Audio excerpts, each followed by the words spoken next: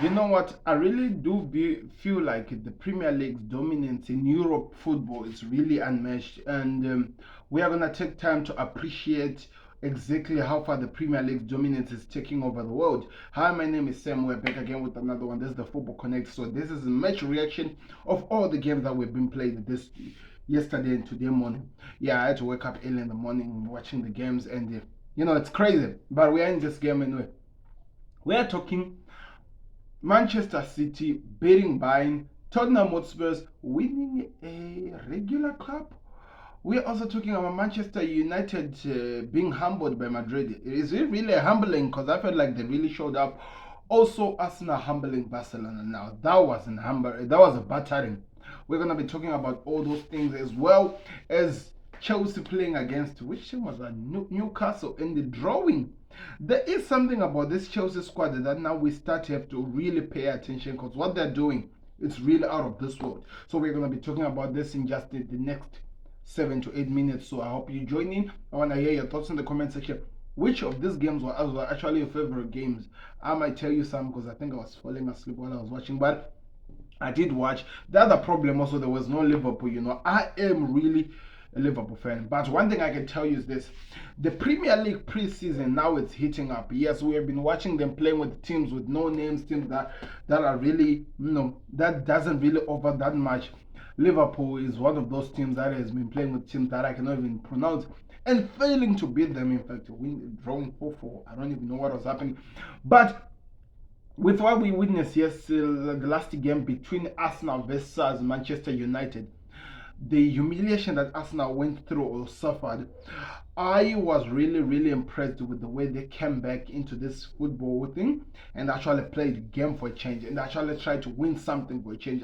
That was impressive, and I really enjoyed that game. So we are gonna be talking about how they had to deal with Barcelona, a little problem of Barcelona, the La Liga champions, and how they performed, and how we were impressed with the way they performed because it was really, really, really amazing. So Arsenal just won by 5 goals to 3 against Barcelona. I think Barcelona Lewandowski scored. I don't know the other players who scored, but I can tell you that Saka scored, missed the penalty. He scored. Also, Trossard, I think he highlighted the show. He ran the show, and also we saw again Kai Havertz actually now starting to get his shooting boots. Something he could not do at Chelsea. He's now starting to score goals, doing something. That's his second goal in 3 games, and he's just playing as a midfielder. He's not even the gunman. So there is something that Mikel Arteta is cooking, and trust me, as much as we are very, very eager to nitpick the wrong things that he's doing, it looks like he's proving both us and a lot of people wrong because people are expecting him to flop at Arsenal, but that's not the case at the moment. It looks like Mikel Arteta has a mission, and Kai Havertz is going to really be important in terms of how he's going to go ahead with his mission. So it's going to be exciting to watch. I can't wait to see how the situation will play out, but I want to hear your thoughts in the comment section. What impressed you about Arsenal? We even saw people like Paulo is it Vieira or something like that? I don't know how usually the name is called P Vieira or something like that. He was even scoring goals, people. The midfielders were actually getting into the score sheet, causing problem. It was not only Martin Odegaard who was doing things. Even the players who were told that they were flops were actually stepping up into the game. So maybe some players, it's actually good for them that they're now going into their second season at Arsenal. While for others, they're just showing what they are capable of doing. As Saka proved that he was a problem for Barcelona at that position, the way he was running, they really struggled to deal with him. The other game that I saw as well was Manchester United playing against Real Madrid as well. New York, what a game, by the way. They lost by 2 goals to 0, but let's face it, people. United showed more fight.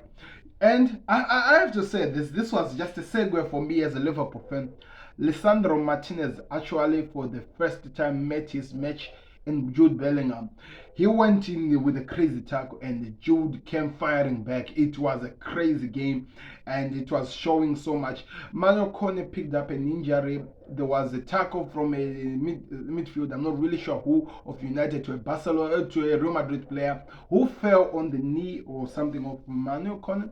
This kid has been a revelation for United. This has been their it kid. They have been talking about how much this kid is gonna practically transform the Premier League as we go forward. But there is now a knock. I hope he recovers. I hope he'll be back. But it looks like a lot of things has been happening, people. But it was a good game. And yes, as well, their number one goalkeeper that they've just signed debut today playing against Real Madrid. He was expected to be more, but you can't do much if you get a chip and a fly and a bicycle kick from a player.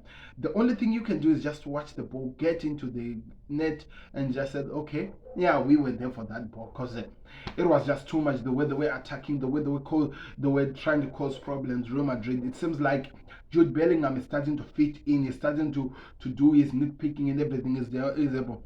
One thing that we have to actually accept about this kid, his class, everything he does, it tends to flourish, and we could see it in this game that he was causing problems. And you thought that maybe the second half was gonna be problem, it was gonna be different, because most of the people who were causing problem to United were actually out. I think also they took out the now number 7 Vinny Jr. later on into the second half. But even when the new team came out, as much as United were attacking, they were also dealing with so much attacks and so much that they had to deal with. So they need to find maybe somebody who can hold on into that defensive midfield so that it could be safe, because if they're going to be in the Champions League, they need that safety, and it's really going to be important. And we saw the game as it folded. They tried to do until that bicycle kick. It's really out of this world. Real Madrid were there out for fire, and United did also do some threatening challenges. Their goalkeeper of Real Madrid really stood up, and one thing you could see the difference between United and Real Madrid, it seems like Real Madrid were working so hard to protect their keeper, something that was happening but was a little bit lacking when it came to Manchester United. People were expecting when the likes of Maguire were getting into the game was going to be different, but they really did step up into the game, try to do what they can do to try to protect the team. And guess what? For Ten Hag and this tactical team, that was just a day away from that game that they played with Wrexham. So there were so many games, and you could see what was happening, that it was a team that was exhausted rather than a team that was only focusing on training. People might say that, oh, they did not play in the last game, but they did, though. They did. Whether you say it or not, they did. They were also a team that went to play a game, watch a game, and do what? That can affect the team. But, it ended up like that. Also, Tottenham Hotspurs won another cup. They are very good at winning these friendly cups. Harry Kane has lifted another trophy, according to some rumors, craziness we're seeing here.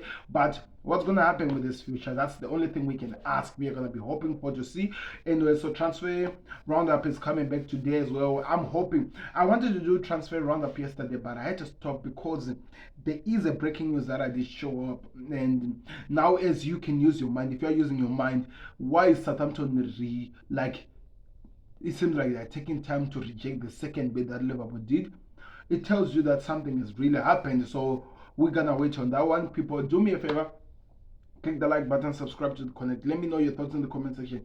What did you feel of the friendlies, and what are you expecting to see Bayern losing to City? And also on top of that, where do you think Henderson said goodbye to us, the Liverpool fans? What's happening? So there's a reaction video that is coming here in terms of Henderson saying goodbye to Liverpool.